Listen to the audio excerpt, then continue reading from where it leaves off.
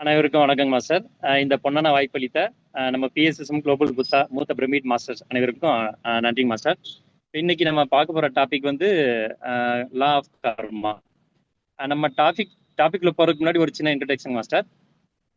நம்ம உடம்பு விட்டு வெளியில வந்தாதான் அது ஆன்மா, நம்ம உடம்புக்குள்ள இருந்தா அது வந்து நம்ம வந்து மைண்ட் அப்படின்னு சொல்லி சொல்றோம்.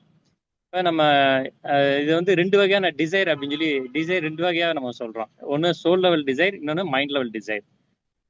இப்போ சோல் லெவல் டிசைர் அப்படின்னா அவங்களுக்கும் நன்மை உண்டாகும், மற்றவங்களுக்கும் நன்மை உண்டாகும், அவங்களுக்கும் கொஞ்சம் லாபம் கிடைக்கும், நம்மளுக்கும் நம்ம லாபம் கிடைக்கும். இது வந்து நம்ம சோல் லெவல் டிசைர். இதே தான் மைண்ட் லெவல் டிசைர் அப்படின்னா நான் நல்லா இருந்தால் போதும், மற்றவங்க எப்படி இருந்தாலும் அதை பற்றி எனக்கு கவலை இல்லை அப்படின்னு சொல்லி அவங்க அந்த மாதிரி இருக்கிறவங்க வந்து மைண்ட் லெவல் டிசைர். இப்போ ஸ்பிரிச்சுவல் டிசைர் வந்து சோல் லெவலில் இருக்கும், நம்ம மெட்டலிஸ்டிக் லெவல் டிசைர் வந்து மைண்ட் லெவல்ல இருக்கும். இப்ப இந்த மைண்ட் லெவல் டிசைர்ல தான் கர்மா வரும். இப்ப டிசைர்னா என்னன்னா, டிசைனா கோரிக்கை, தேவைங்கிறது இருக்கு, நம்ம கோரிக்கைங்கிறது இருக்கு. தேவைன்னா என்னன்னா துணி, சாப்பாடு, இந்த மாதிரி நம்ம வந்து பாடி சம்மந்தப்பட்ட நீடு எல்லாமே தேவைங்கிறோம். கோரிக்கைன்னா என்னன்னா, இப்ப என்கிட்ட ஆல்ரெடி ஒரு கார் இருக்கு, இன்னொரு கார் வேணும், இல்ல வீடு இருக்கு, இன்னொரு வீடு வேணும். இது வந்து மைண்ட் லெவல் சொல்லி சொல்றோம். கர்மாங்கிறது வந்து எதுவும் ஒரு பனிஷ்மெண்ட்லாம் கிடையாது, அது வந்து ஒரு லெசன் தான். நம்ம கத்துக்கிறதுக்கு வந்திருக்கோம். அது நல்ல ஒரு சந்தர்ப்பம் கூட சொல்லலாம், அது ஒரு கீன்னு கூட சொல்லலாம். இது வந்து ஒரு நல்ல வாய்ப்பாக கூட நம்ம வந்து யூஸ் பண்ணிக்கணும். கர்ம பலன்கள் அப்படின்னு சொல்லி ஒரு இருக்குங்க மாஸ்டர். இப்ப கர்மானா நம்ம செய்யும் வேலைகள், கர்ம பலன்கள்னா நம்ம செய்யும் வேலைகளின் மூலமா கிடைக்கும் பலன்கள். இப்ப 3 வகையான வேலைகள் நம்ம பார்ப்போம். பாவகர்மா, நல்ல கர்மா, சத்திய கர்மா. பாவகர்மா அப்படின்னா எந்த உயிருக்கும் நம்ம வந்து தீங்கு செய்யாம பாவகர்மா அப்படின்னா நம்மளோட சந்தோஷத்துக்காக நம்ம அடுத்த உயிரை வந்து ரொம்ப வன்முறை பண்ணி அதை வந்து நம்ம மாமிசமாவோ அந்த மாதிரி சாப்பிட்றது, அந்த மாதிரி. நல்ல கர்மா அப்படின்னா எந்த உயிருக்கும் நம்ம தீங்கே பண்ண மாட்டோம், நம்ம வேலை உண்டு நம்ம உண்டு, அது வந்து நல்ல கர்மா. சத்திய கர்மா அப்படின்னா எந்த ஒரு எதிர்பார்ப்பும் இல்லாம நம்ம வந்து அந்த உயிருக்கு தன்னலமற்ற சேவை அப்படின்னு சொல்லி சொல்லுவோம். நம்ம பாவகர்மா மூலம் ரோகங்களும்,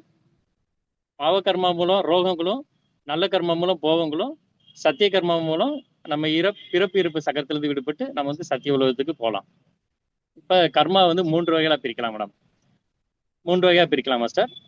சஞ்சித கர்மா, பிரார்த்த கர்மா, ஆகாமி கர்மா. சஞ்சித கர்மானா நம் கடந்த காலத்தில் அல்லது கடந்த பிறவிகளை செய்த பாவ புண்ணியங்கள் கர்மா முழுவதும் ஒரு இடத்துல பதிவு செய்யப்பட்டுள்ளது. அதுதான் ஆகாசிக் ரெக்கார்டும்பாங்க, இல்லாட்டி கிரிப்டோ கரன்சி அப்படின்னு சொல்லி சொல்லுவாங்க. பிராப்த கர்மா அப்படின்னா நம் பாடி வெக்கேட் பண்ணி மேல் உலகங்களுக்கு சென்று கொஞ்ச காலம் கழிச்ச பிறகு மாசுதியோட மீண்டும் பிறப்பெடுப்போம்.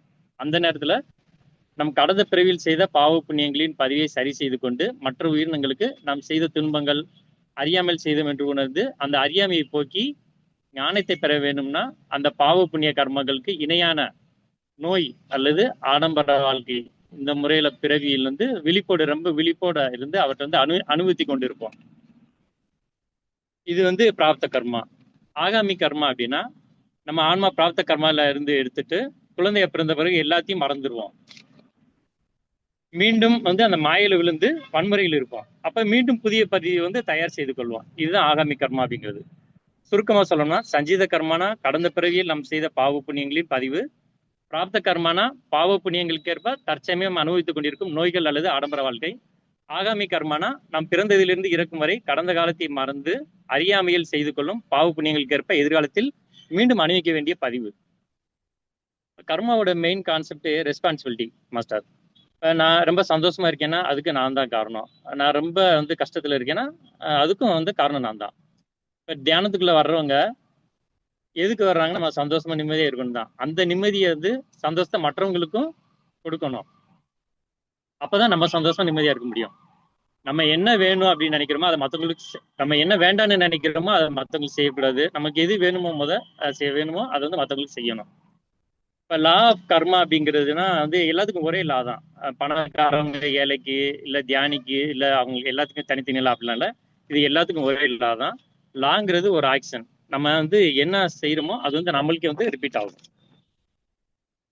மற்றவங்கள வந்து கேலி பண்ணக்கூடாது. ஆம், அது வந்து நம்மள தான் வந்து சேரும். இப்போ இது